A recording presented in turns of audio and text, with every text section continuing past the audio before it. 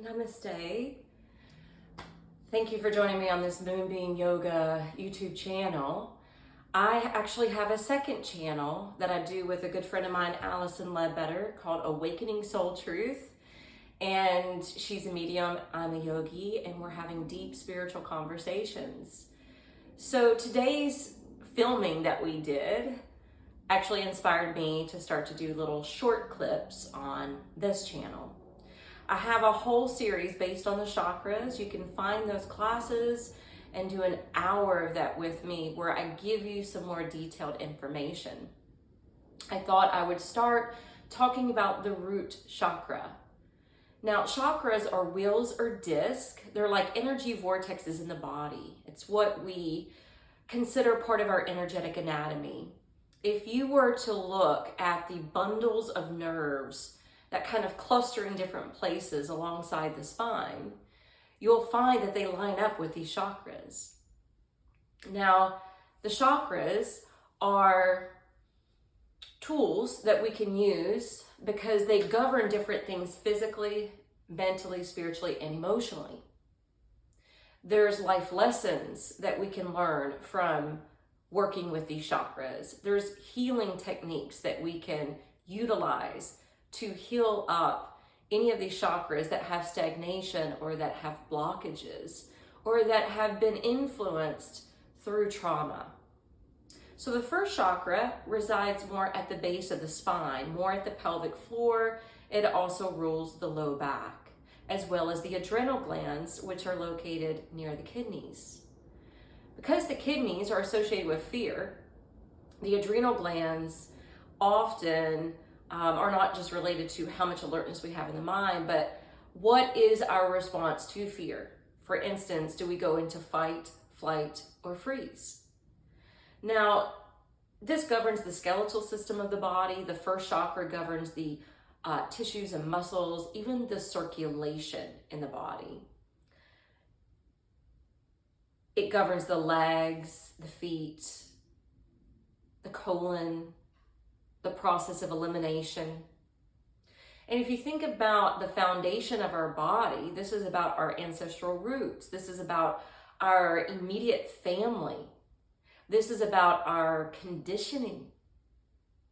So when we're wanting to grow or to evolve beyond the first chakra, then we have to question our belief system. We have to question things that we were taught by society or by our tribal group of identity or our family. We need to see, does that still serve us today? And maybe there's things that we need to let go of. Maybe there's things that we want to hold on to, determining is it helpful or hurtful, useful or useless. The first chakra is often depicted red or alternate color black. So some stones or crystals that you can use with this is black tourmaline, black obsidian. You can use red jasper, you can use ruby. Some people even say tiger's eye. There's some oils that you can use with this. The ruler, so to speak, of the first chakra, looking at the tradition stemming from India, is Ganesha. And I have a couple little Ganeshas here sitting with me.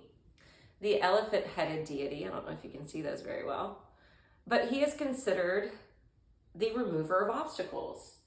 So think about how the legs either can make us freeze, make us run away, like say if we're in danger or in fear of our safety. But it can also make us, fight or act somehow. So one of the affirmations you can use for the first chakra is, I have the right to be here. I have the right to own my body. I love my body.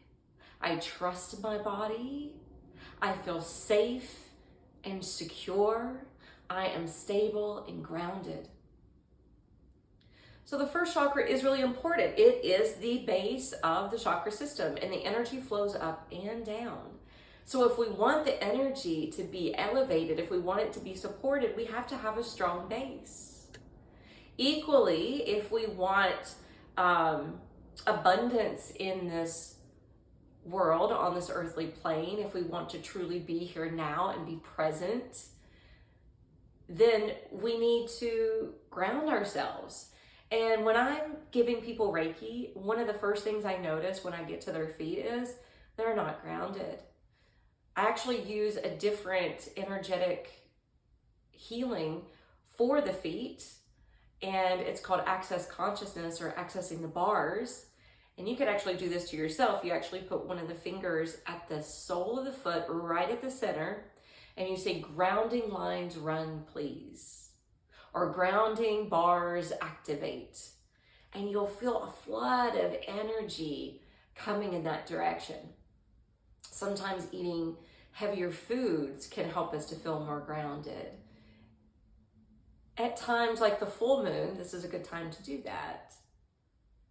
Let's see, is there anything else I'd like to say? It's ruled by the planet Mars, Mars being the planet of action. And people who have been neglected, abandoned, physically abused, maybe traumatized from, say, a car accident that really hurt and pained their body. This is something that needs to be healed. So please take an opportunity to find some ways to check in with your root chakra. Any type of epidemic or pandemic is going to affect the root chakra, and we've just been through it. So all of us are being affected. It's one reason why so many people are questioning, is this the work that I want to do? Is the way I was living the way I want to live now? Because this is also about our sense of security, our instinctual skills, our survival skills. And so all of that is being questioned right now. So balance your root chakra. One thing you can do is go barefoot and go earthing on the sand, on grass, do a walking meditation, be out in nature. Maybe just focus on exhalations, just really focusing on breathing down into the lower body, breathing down into the feet, anchoring yourself, both feet on the ground.